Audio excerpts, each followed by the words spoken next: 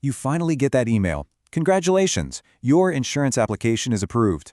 And, it totally feels like you've crossed the finish line, right? But what most people don't realize is that this is actually the start of a really specific journey. So today, let's pull back the curtain and see exactly what happens between that approval email and the moment your protection actually kicks in. It's such a crucial question. I mean, if you're picturing your new policy just getting printed out and, dropped in the mail, well, you'd be missing some super important steps. This whole process is designed with these specific legal checkpoints for a reason, and we're going to follow that path together step by step. All right, so our journey begins. And it doesn't start with a letter to you, but deep inside the insurer's office. The very moment your application gets that final stamp of approval, a physical document is created, and you might be surprised where it's headed first. Okay, right away, there's a detour. The policy doesn't come straight to your mailbox. It goes to your agent first. And you might be thinking, why the middleman? Well, it's because this isn't just any piece of paper. It's a serious legal contract. The insurer wants your agent to hand-deliver it, to walk you through the fine print, and to make absolutely sure you know what your new protection covers. So when your agent finally arrives with that policy, it's not going to be just one document. It's usually a whole packet. And inside, there are two key pieces of paper that might look kind of similar, but trust me, they do totally different things. Let's break them down. I love this comparison because it makes it so clear. The buyer's guide. Think of it like a generic textbook chapter on insurance. It's good info for anyone. But the policy summary, that's your personal blueprint. It's got your name, your agent's name, and all the specific numbers, your premiums, your benefits, the whole shebang. One is for general education, the other is your actual contract. Okay, this brings us to the big one. The question everyone wants to know. You've got the paperwork in your hand, but when does that protection actually start? And you might be surprised to learn that the answer isn't always the day you get the policy. That magic moment is called the effective date. It's the official line in the sand.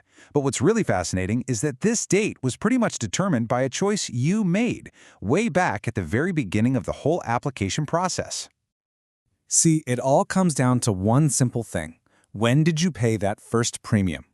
That single choice sends your policy down one of two very different paths. Path 1 is kind of like the express lane to getting covered. Path 2 has a few more hoops you got to jump through before everything is locked in. Let's talk about the simple route first. If you went ahead and paid that first premium right when you filled out your application, then congratulations. That little receipt you got, the date on it, is typically your policy's effective date. Your coverage was basically active almost from the get-go. But what if you chose to pay when the policy was delivered? Well, this is where it gets a little more interesting. Your coverage doesn't start until a specific three-part sequence is complete. 1, the policy is delivered. 2, you pay that first premium. And 3, you sign what's called a statement of good health. You need all three of those things to happen to unlock your coverage. Now, I just used the word delivered, and that sounds pretty simple, right?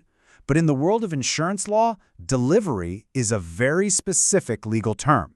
It means a lot more than just someone handing you an envelope. This is where we get into this really cool legal idea called constructive delivery.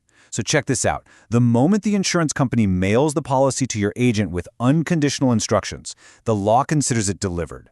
So technically, legally, your policy could be considered delivered while it's still sitting on your agent's desk. It's all about when the insurer officially gives up control. So here's the breakdown. The insurer puts the policy in the mail, addressed to the agent. Now the key word here is unconditional. If the note attached basically says, here's the policy, go deliver it, boom, constructive delivery has happened. But if it says deliver this policy only if the client is still in good health, well, that condition means constructive delivery has not happened yet. Big difference. So what if you're thinking, hang on, I want to read all the fine print before I hand over any money? Totally fair. Your agent can leave the policy with you to review, but you'll have to sign something called an inspection receipt. It's just a formal way of saying, yep, I have the policy right now just to look at it, but I haven't actually paid for it yet. And hey, if you're studying for an insurance exam, get out your highlighter for this one. An inspection receipt is not a premium receipt. Test questions love to trip people up on this. Its only job is to let you review the policy while officially putting the payment, and therefore the start of your coverage, on pause.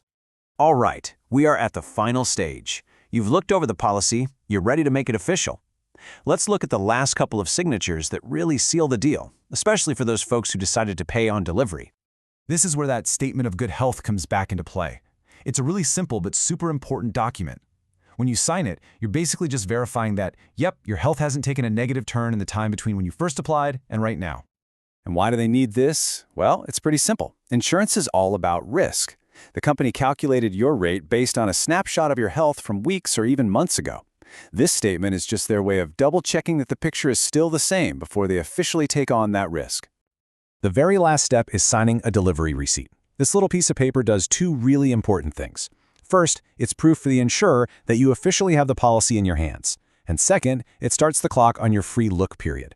That's a window of time, required by law, where you can still review everything and change your mind if you want to. So, why all this? I mean, all these receipts, dates, and signatures might seem like a lot of bureaucracy, but every single step is designed for clarity. It protects you, it protects the insurer, and it makes sure there are no nasty surprises down the road for anybody. And that really brings us full circle to why having an agent deliver the policy in person is just so valuable.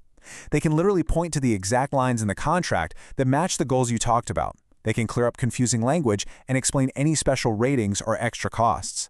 That simple face-to-face conversation is proven to prevent misunderstandings and helps make sure you keep the policy for years to come. At the end of the day, an insurance policy is so much more than paper. It's a promise. But as we've just walked through, the most important detail of that promise isn't just what it covers, but when it officially begins. And knowing that date, well, that's everything.